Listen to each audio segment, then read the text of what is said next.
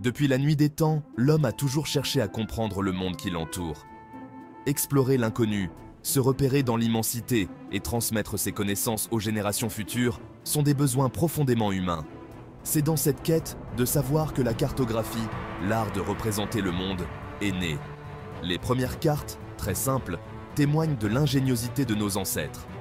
Elles étaient souvent gravées sur des pierres, des os ou même sur les murs des grottes. Ces représentations, même imparfaites, servirent de guide aux voyageurs, aux chasseurs et aux explorateurs.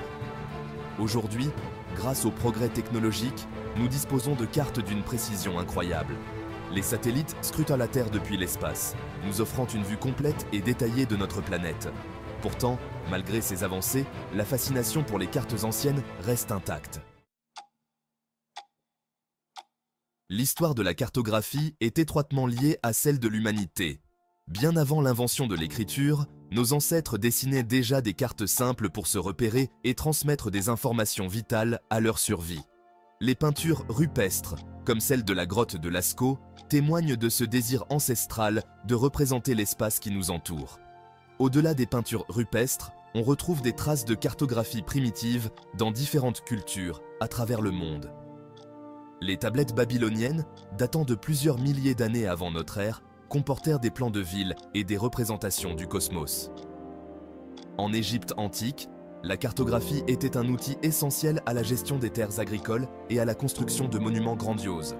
Ces exemples montrent la diversité des formes et des fonctions de la cartographie primitive. L'Antiquité grecque marque un tournant dans l'histoire de la cartographie. C'est une époque où la curiosité intellectuelle et l'observation du monde se combinent pour créer des représentations plus sophistiquées de notre planète. Des philosophes comme Thalès de Milet et Anaximandre, au VIe siècle avant Jésus-Christ, s'interrogent sur la forme de la Terre et tentent d'en proposer des représentations plus précises et rationnelles. Thalès, par exemple, est l'un des premiers à suggérer que la Terre flotte sur l'eau. Anaximandre, considéré comme le père de la cartographie grecque, imagine la Terre comme un disque plat entouré par un océan immense. Cette vision, bien que rudimentaire, marque une avancée significative par rapport aux conceptions mythologiques antérieures.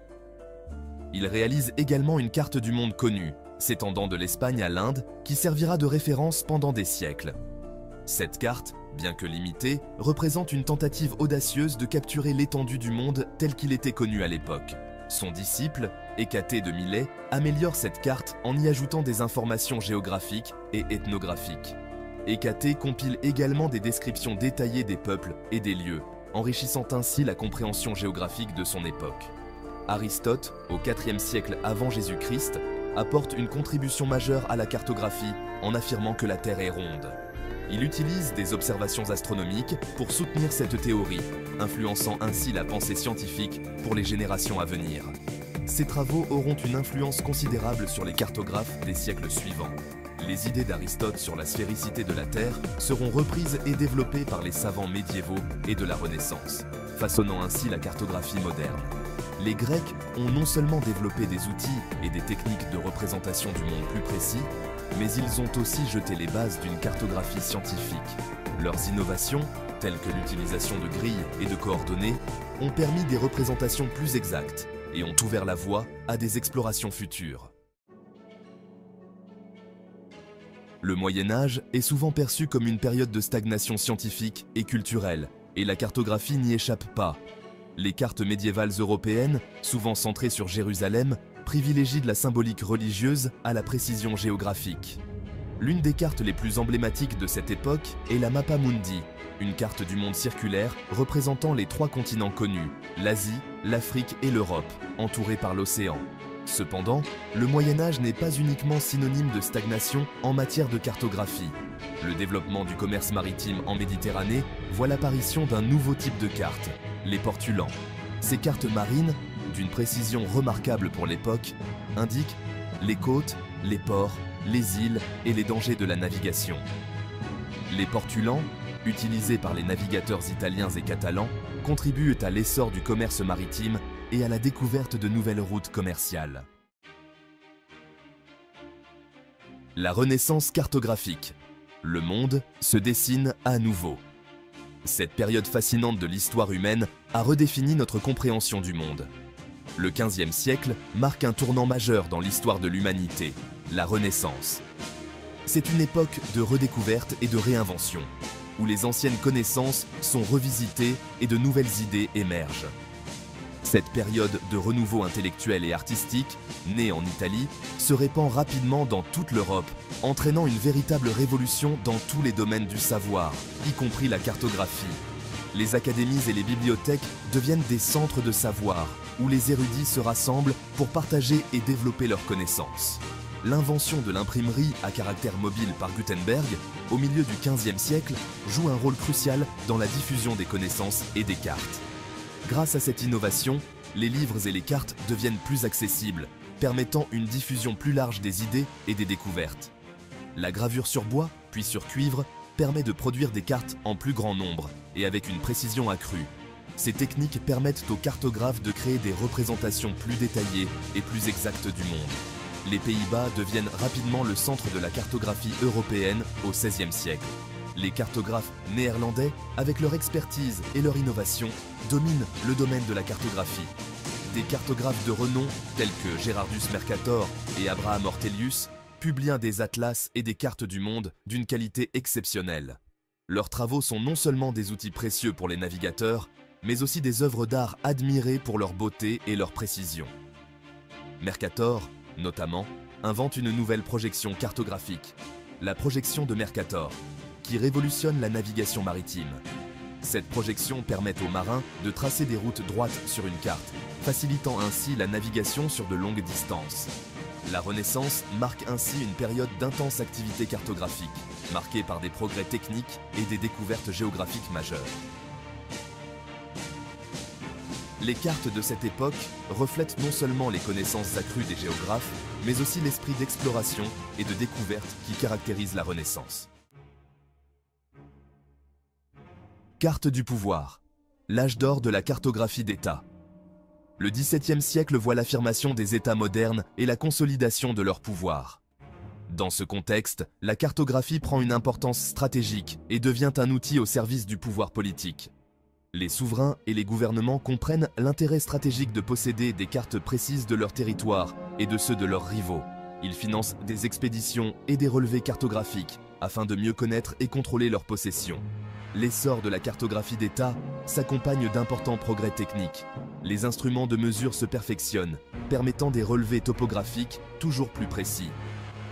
En France, le règne de Louis XIV est marqué par un essor sans précédent de la cartographie.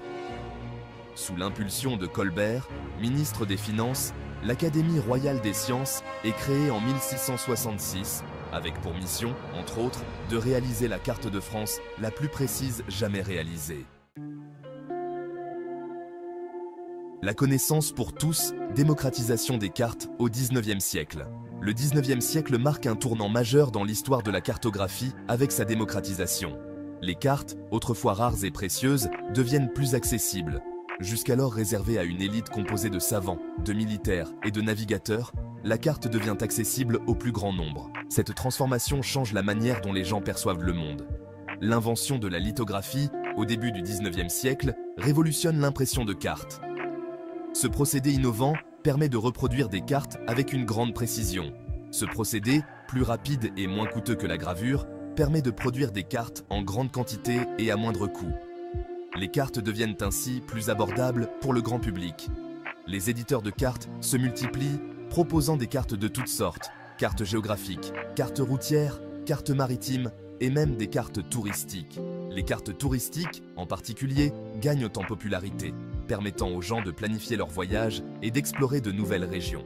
Parallèlement, l'essor de l'éducation et la diffusion de l'instruction obligatoire contribuent à familiariser les populations avec la lecture des cartes. Les enfants apprennent à lire et à interpréter les cartes dès leur plus jeune âge. Les cartes font leur apparition dans les écoles où elles deviennent un outil pédagogique incontournable pour l'enseignement de la géographie et de l'histoire. Les enseignants utilisent les cartes pour illustrer leurs leçons et aider les élèves à visualiser les concepts. La démocratisation de la cartographie au XIXe siècle s'accompagne d'une diversification de ses usages. Les cartes ne sont plus seulement des outils de navigation, mais deviennent des objets du quotidien, utilisés dans divers contextes. Révolution numérique. Les cartes à l'ère du satellite. Le XXe siècle marque une nouvelle révolution dans l'histoire de la cartographie avec l'arrivée de l'informatique et des technologies spatiales. La carte papier, bien que toujours utilisée, laisse progressivement la place à la carte numérique, plus précise, interactive et facile à diffuser. Le lancement du premier satellite artificiel, Sputnik 1, par l'URSS en 1957, ouvre la voie à une nouvelle ère pour la cartographie, l'ère spatiale. Les satellites d'observation de la Terre, équipés de capteurs de plus en plus performants, permettent de cartographier la planète entière avec une précision inégalée. L'arrivée de l'informatique, en parallèle du développement des technologies spatiales, permet de traiter, de stocker et de diffuser des quantités astronomiques de données géographiques.